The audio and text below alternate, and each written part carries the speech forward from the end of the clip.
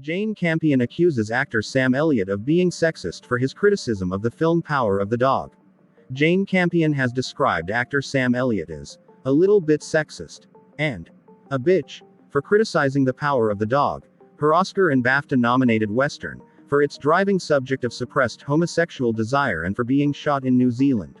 Campion's film has been nominated for 12 Academy Awards, including Best Picture, Best Director, Best Adapted Screenplay, Best Actor, Benedict Cumberbatch, Best Supporting Actress, Kirsten Dunst, and 2 for Best Supporting Actor, Cody Smith-McPhee and Jesse Plemons. Campion is the first woman to receive 2 Best Director nominations. On Saturday, Campion spoke with Variety at the Directors Guild of America Awards in Los Angeles, where she received the award for Outstanding Directorial Achievement in a Theatrical Feature Picture. "I'm sorry, he was being a bit of a bitch," she explained. "He's not a cowboy. He's an actor, I'm sorry to report. The West is a mythological place, and the range has plenty of room. It's a touch sexist, in my opinion. I consider myself a maker," she added. "I believe he sees me first as a lady or something less." Elliott, who has been in a number of westerns, was a guest on Marc Maron's WTF podcast last month. He answered, "Yeah, you want to talk about that piece of shit? Didn't you enjoy that one?" Maron inquired. Elliott said, "Fuck no. Why? Anyway, I'll tell you why I didn't enjoy it.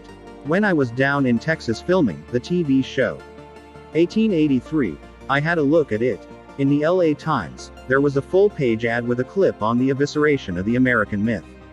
What the fuck? I wondered. What the fuck is going on here? This is the man who's been doing westerns for a long time. Is the American West on the verge of extinction? What are all those dancers, those guys in New York who wear bow ties and not much else, they made it appear like? Do you recall them from back in the day?" Maron speculated that he was referring to the Chippendales, an all-male striptease troupe. "That's how all those fucking cowboys in that movie looked, going around in chaps and no shirts," Elliott added. "Throughout the fucking movie, there were so many references to homosexuality. I believe that's what the movie is about," Maron remarked. "Well, what the fuck does this woman from down there know about the American West?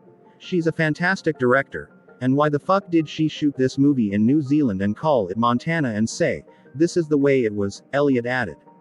"That irritated the hell out of me, mate. They were these macho dudes out there with the livestock, according to legend. I just got back from fucking Texas, where I was hanging out with families, not males, but families, large, extended, multi-generational families.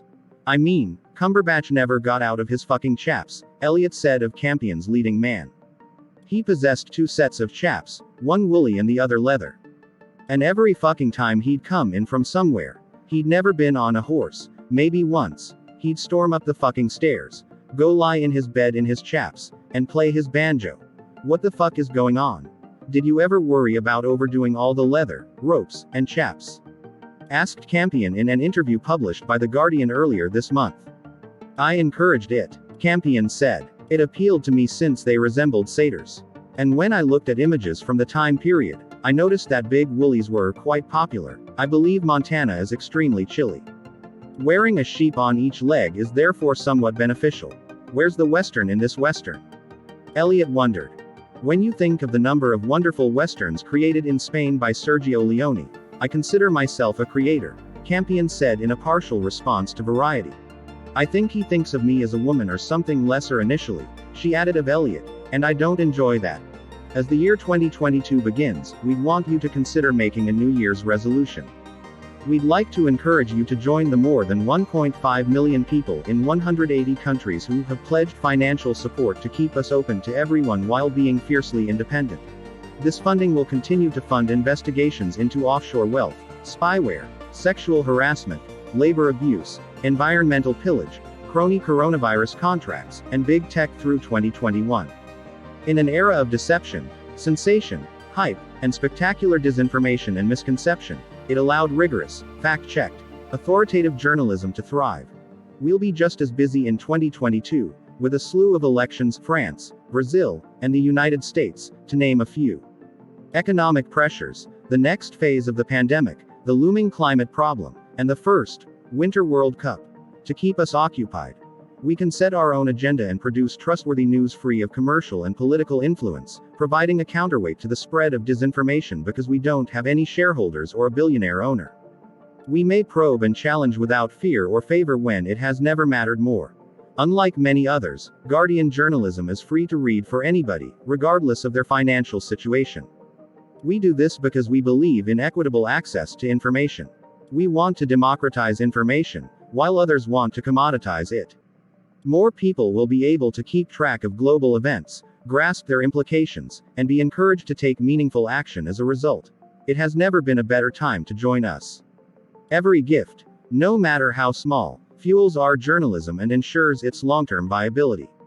It only takes a minute to support The Guardian for as little as $1. Please consider donating a set amount each month if you are able. Thank you very much.